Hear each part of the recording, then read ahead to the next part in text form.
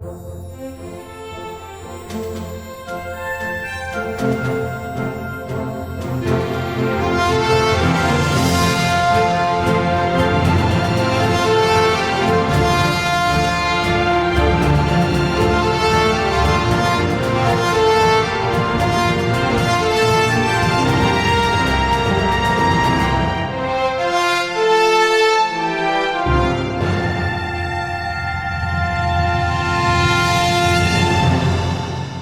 morning, I want to talk about the 10 plagues that God rained upon Egypt. In the back of my mind, when I first heard about them and read about them and studied about them, and this was a long, long time ago, but it came to me, why 10? Why did the number 10 come up? Because normally you think of God working in 7, 7 days of the week, 7 days of creation, and all those other 7 events. So I looked it up, and it seems that 10 is for when God's mad, okay? And in the Bible, the number 10 signifies divine order, completeness, responsibility, and the perfection of divine love. So it is a common number. It's used about 240 times in the Bible, the number 10, the 10 virgins, so many other 10 things in there. If you think about it, you can come across them. But 10 signifies that God is really intent on the message. And the plague was used with 10 because God was dealing with a very hard-headed, stubborn, pain-in-the-neck people, and then he was dealing with the Egyptians too. Okay, and if you read that, Sister White definitely says that God was doing the 10 plagues for the 2 groups of people. The Jews that had been in Egypt for 400 years under, not the whole 400 years, but in slavery. They had been forced to work on the Sabbath. They didn't know any different. They forgot the precepts and the concepts of the 10 Commandments, and they were living just as regular people. And some of them were very upset about it and didn't like it, and some of them didn't mind at all. And they were happy to stay in that. So God used 10 plagues to convince these 2 nations that you don't need to be living together anymore. And the first plague was the plague on the Nile. But I had us read in our memory verse this morning of the snakes and the rod of Aaron that turned into a snake too. And evidently that was a pretty common magic thing that you could do back then. The Bible tells us that after Aaron had thrown down all the magicians and all the men in the court and all threw their rods down on the ground, and they all turned into snakes. But what was different about God's serpent that was different than all the others? He ate them all. God's snake ate them all. God had power over these things. So when we go to the plagues, and we go to the first one, which was turning the waters of the Nile to blood. So here they are taking 3 of the most important gods of Egypt. The Nile represented 3 different gods and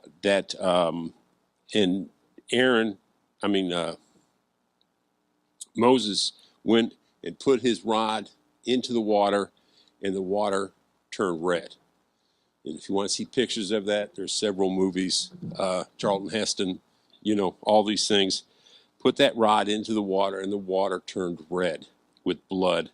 So it was not only just the color of a dye, but it smelt. It smelt of death and destruction in the water. They couldn't drink the water. And it lasted for a week. It wasn't just a one day one event thing. It lasted for an entire week. But what did the wise men of the Egyptians do at that time? What did they do to stop Moses from doing that? They turned part of the Nile red also. They copied God, and they stuck their rods into the water, and it turned to blood. Now theirs was trickery, but they imitated the sin, or the pollution of the water. And this water was so bad that they had to dig new wells in the ground to get fresh water to drink. Imagine a week here in Texas without any water to bathe or to cook or to drink. It'd be pretty hard. So they were desperate. God let them survive, but the water turned as blood. And the order was given to let my people go. And what did the Pharaoh do? He kept the people there. He was showing that how bold he was, that it was just a simple magic trick, like the serpents, that they could imitate the same thing and they could turn the water red. So the next thing, Moses goes before Pharaoh, and what does he give him? What is the second plague? The invasion of frogs. Now, in Texas, we have frogs, okay? In California, we had, they were called toads, okay? And they were about that big.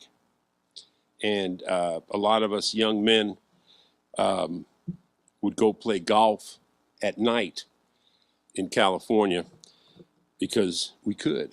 And they had big lights out there. And we go down in these big canyons and you play these beautiful golf courses.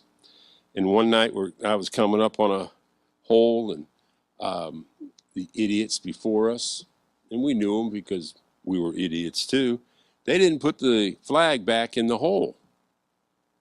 So all we had was a big green to shoot for. And we were a couple hundred yards out.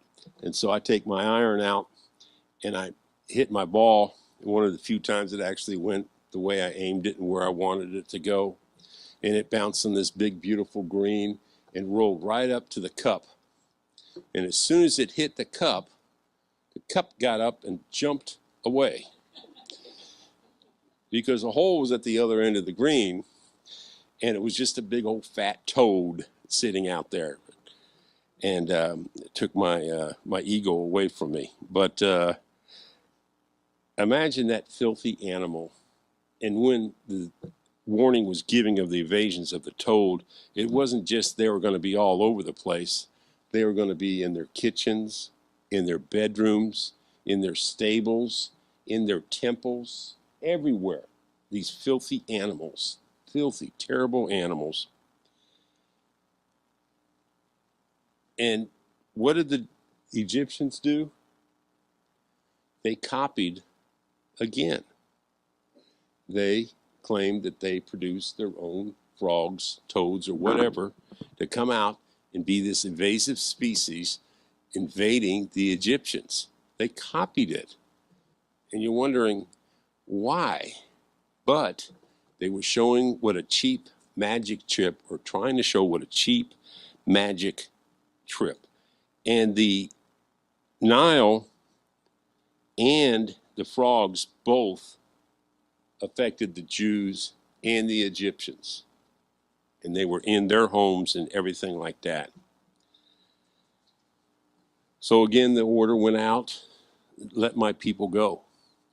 And again, the Pharaoh's heart was hardened, and he would not do that.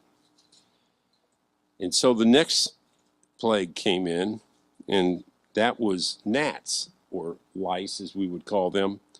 They're terrible little bugs that bite you and your skin acts up and all that kind of stuff like that. Lovely little creatures. We can thank the Garden of Eden for that. But they came out. But this one, the Egyptians didn't copy. Ellen White suggests that they saw that and they said they couldn't do it. They admitted they could not copy this act. I imagine it was more like the Egyptians going, no, don't make it worse. Why would you do that? But anyway, we're told that the magicians gave up. Now, when the frogs died, or when the frog infestation passed, and before the gnats got there, the frogs, God did not just make the frogs disappear. He got rid of the frogs. What did he do to them? He killed them. He flattened them. He killed them. But they laid where they died. So imagine a day or two later how stinky things were around there with death all over the place.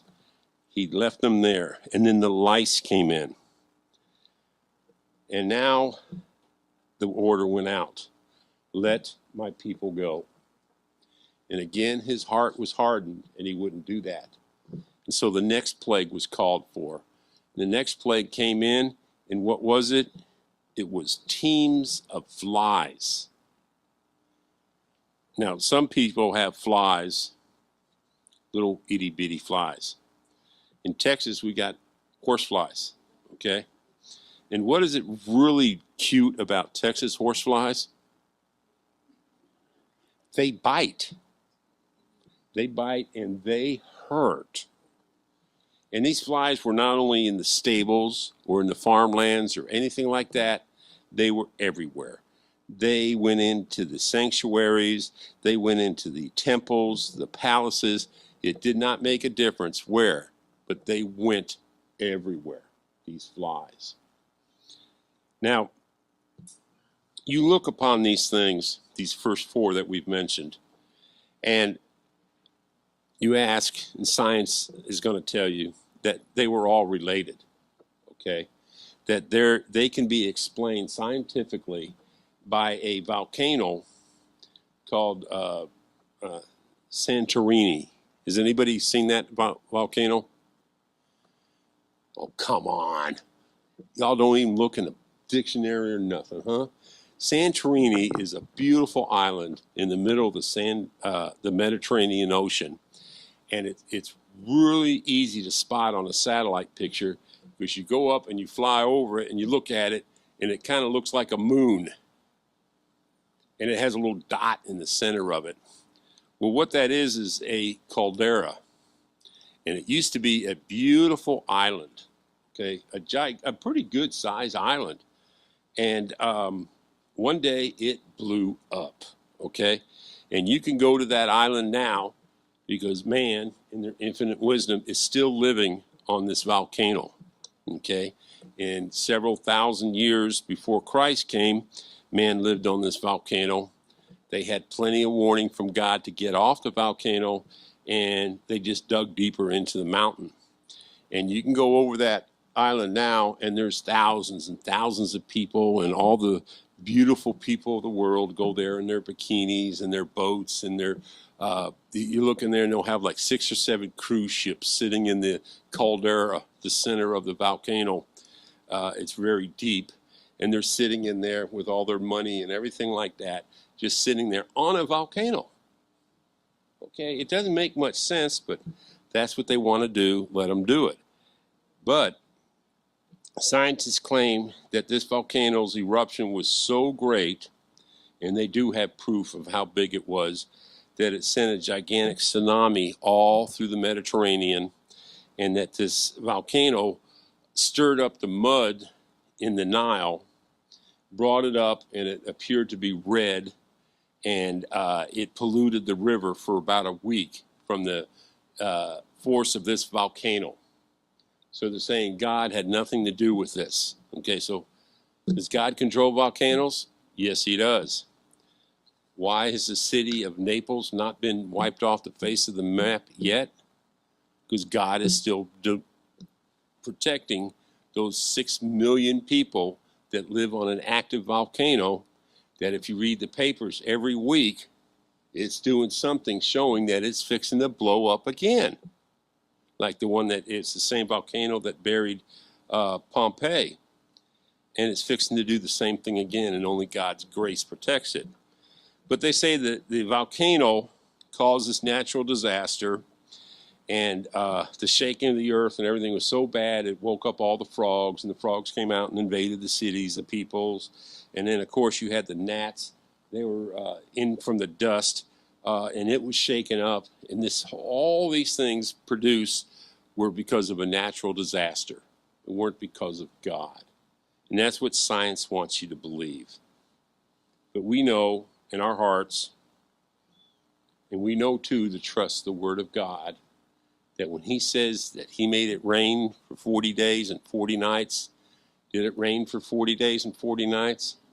Yeah, it did. It did a lot more of other things too. And we also know if He tells us He's coming in the end, is He coming in the end? Yes, He is. And the end is now. The end is very soon. The world is coming to an end. The world cannot get much more worse than what it is right now. If you read and you watch the news and you see the evil that man is performing in this world, the world cannot last much longer. Well, after the flies and the message went out that let my people go and it was ignored, then came the pestilence of livestock. This is where a disease went out and it killed the cattle and the sheep and the camels of the farmers of that land. Just wiped them out. Not all of them, but killed several thousands of them, made their meat uneatable, and this was a terrible economic effect on the country of Egypt.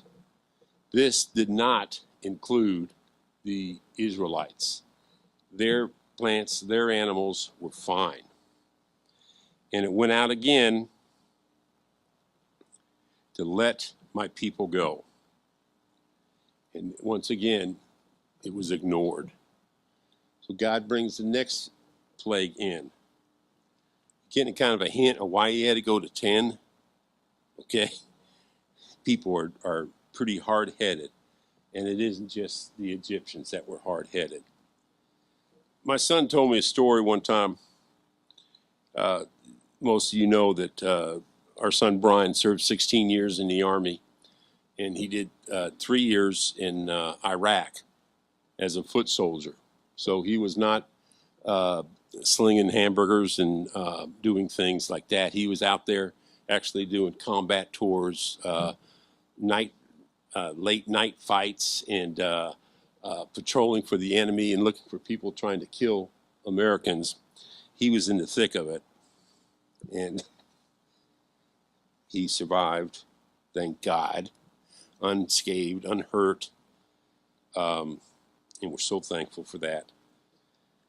But me and him were watching TV a while back, and they were showing this airplane that they have that they use over there, and it's called, it's an A130 aircraft, and it's a gunship, and that's a almost complete American design. And they put this big airplane up there, and they put big guns on it, and guns that have plenty of ammunition, and they float around, they loiter around, and they just wait for the soldiers on the ground to call in a target, because they don't want to land with all that stuff. They want to shoot it up. And they have this one that is just terrible on the ground, where it can lay an entire city to ruins in seconds. And I asked my son if he ever saw those when he was over there. And he used mostly helicopters when he called in for air support to blow something up or somebody up or something. And he said that one night one of those aircraft came in, and they, of course, had to get down, get low to the ground. And he said when that thing lit up and destroyed this area where the enemy was, he said, I actually felt sorry for those men,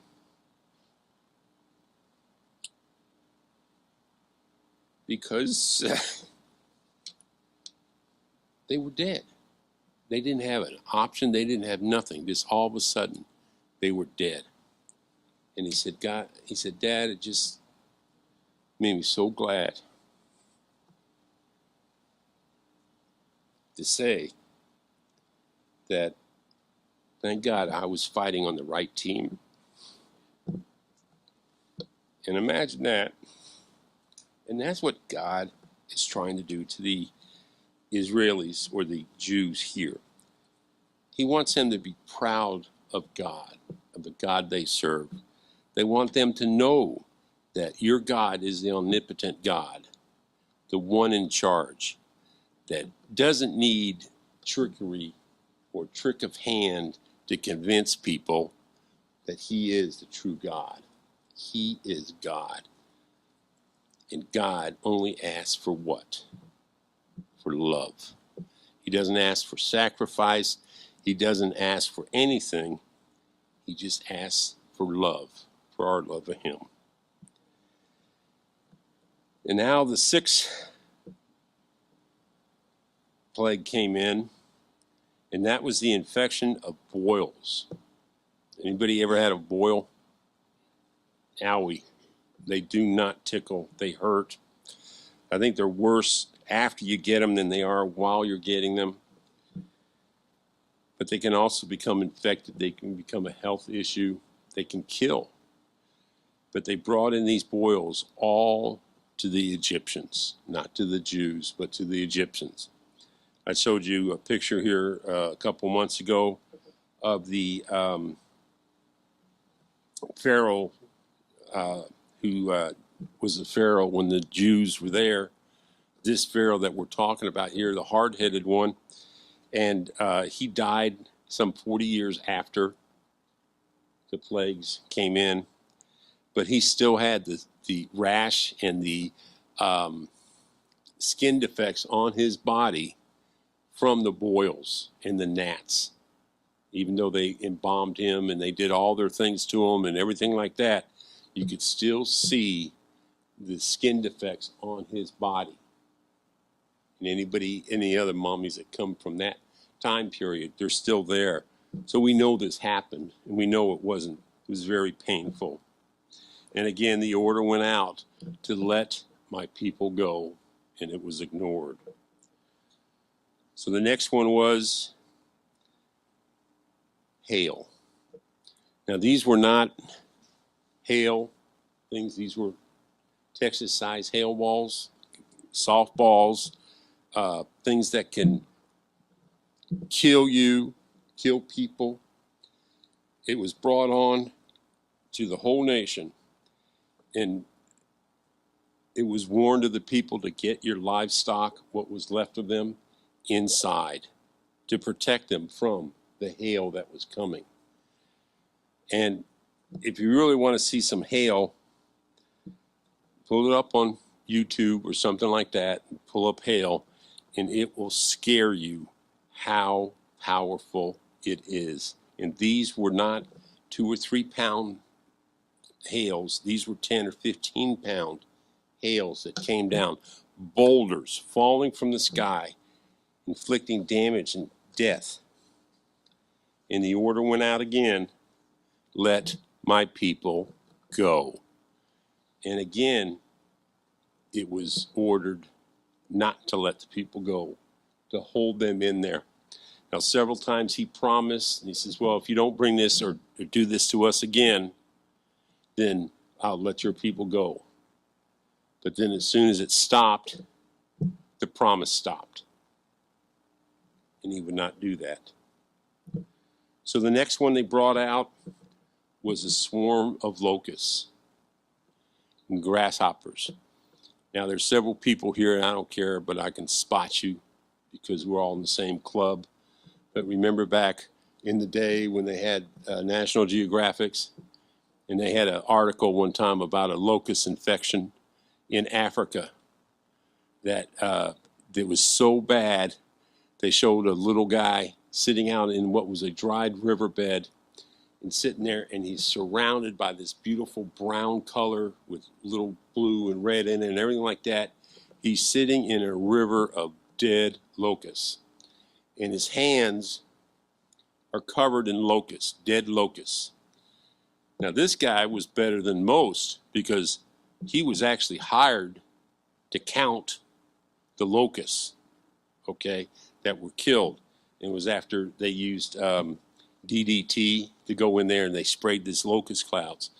But even to this day, locusts are still in the world, and locusts are still a very destructive animal.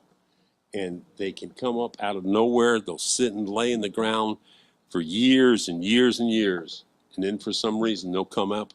And when they come up, they are hungry. And they eat everything. I'll tell you the film, but I can't remember it. But they had one where a big locust came in and ate a whole town. I think it was a Texas town too. But it's kind of a parallel between Egypt and Texas, isn't there? So the word went out, let my people go. And what did the Pharaoh do? He promised, and he did not do it. So the next was 3 days of darkness. 3 days. Now, what god of Egypt were they dealing with? They were dealing with their sun god, their god of the sun, of the light. The Pharaoh was the light of Pharaoh. Pharaoh was the light of Egypt. All those things who had supposed power over the light coming from the sun was blocked out. And it wasn't blocked out. It wasn't an eclipse, like science tries to claim it was an eclipse. Others say that the fallout from the volcano was so bad that the cloud got up there that it was so dark it blacked out the sun from that part of the earth for a while. Well, it wasn't a dark shadow or anything like that. It was total darkness, total blackness. Nobody could do anything for 3 days. And they went to Pharaoh, and Pharaoh said, if you stop this, I will let your people go. And it was stopped, and Pharaoh's heart got hardened by God, and he refused to let his people go. So the 10th plague came in. The 10th was probably the worst of the worst because it touched everyone. It did not touch the Jews. Also, in case you were wondering, the hail, the locusts, the boils, all those things were not on the Jews. They only happened to the Egyptians. But the death on the Nile came, and that was everywhere. And the only thing that saved the Jews were that they followed the law of God, that they went out and they slew a clean beast, a lamb, and they put the blood of the animal on the doorstep. Ellen White tells us that a lot of Egyptians were spending the night at their Jewish friend's house that night. That they went in there because they feared what was going to happen. Pharaoh didn't fear, and death came to his door. And in those pictures I showed you this one Pharaoh that they claim is the Pharaoh that was there. And one of the things interesting in his tomb, and is there to this day, is there is a son, and they have his name, and he sit there, and he is buried in the tomb before his father died, a young man, and he died from the plague, from the angel of death, from the firstborn. And before the night was out, well, in fact, right after dinner, because the Jews ate the animal that they sacrificed, and God told them to keep your boots on, keep everything dressed up, ready to rock and roll, because you're leaving. And when the Pharaoh's son died, he called for Moses and Aaron, and he told them what? Get out of here now, right away. Take everything, your livestock, your feed, your families, everything you own, everything that is yours, and get out of Egypt. And they left that morning. That morning when the sun came up, they started walking. And they headed out into the desert away from Egypt. Now, these 10 plagues, how long did this warning and this message last? Well, in Egypt, it only lasted about 2 or 3 days. And then the people got mad at Pharaoh for caving. I'm sure it wasn't everyone, but they're all mad. And they're thinking, what is the world going to think of us now that we caved to this God, that we gave up and we let a fifth of our population, our free population, because they were slaves and we were making money off them, let them go, let them leave. And so the Egyptians lit out after them, followed them into the desert. And we know the story of the crossing of the Red Sea and the death of the army, and we know all those things. But how long did it last for the Jews, the other hard-headed people that we were talking about at first? You know, that was less than 30 days later that Moses came off of the mountain after spending a month with God. A month. 40 days that he didn't eat. 40 days. And he comes down, he's with God, and God says, oh, you know what they're doing down there? They got a lamb that your brother made for them out of gold, and they're worshiping this lamb. They prayed and they prayed, and they've been asking and begging for a false god. And your brother gave it to him. And Moses goes down that mountain, and he gets there to the camp, and he looks around, and these people are partying like there's no tomorrow, because they have a God that now represents them, that they are just so happy to have. Less than a month from being set free. Less than 2 or 3 weeks after seeing the Red Sea split.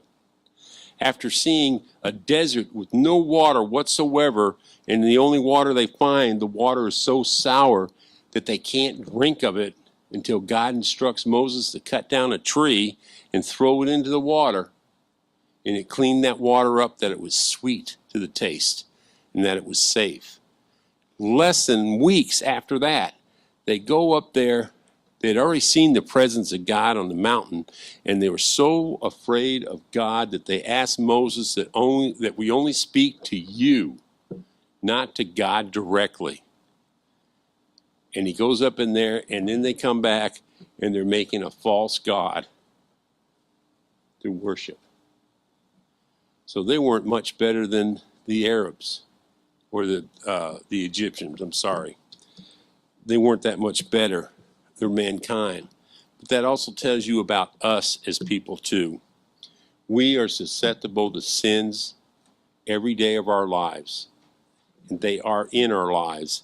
And we have to be strong in asking God to forgive us and to be with us and give us strength that we can see these sins in our lives and that we can ask for them to be removed. Ask that they are forgiven of us, and ask that we can be with God again. And will he accept you?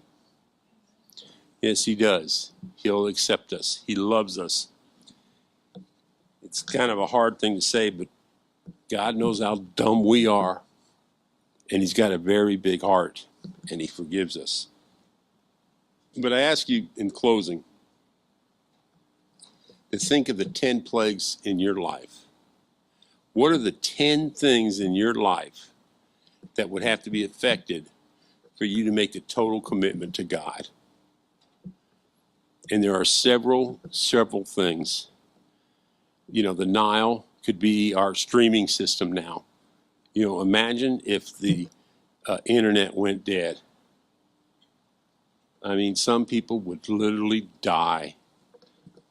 I had a sister-in-law that lived with us for over a year, trying to get back on her feet. And sometimes she got a little mean and nasty, and she'd go back in the back bedroom, and she'd get on the internet. And that was her escape, her way of getting away from there. But I had a God button at that time. And I could reach over and hit a little switch and shut the switch off that fed the internet to the family. Now, of course, we wouldn't have TV, for about 10 or 15 minutes until the sister would get so mad and she'd holler from back there, "The internet's down again. I can't believe how bad this internet is. And it's free. It doesn't matter. It sucks. It's terrible. We don't have the internet." And when she was storming down the hall to come out there, I'd flip on the switch, and of course the TV would pop right back on. We sit out there for a couple hours with the joy of her being with the family.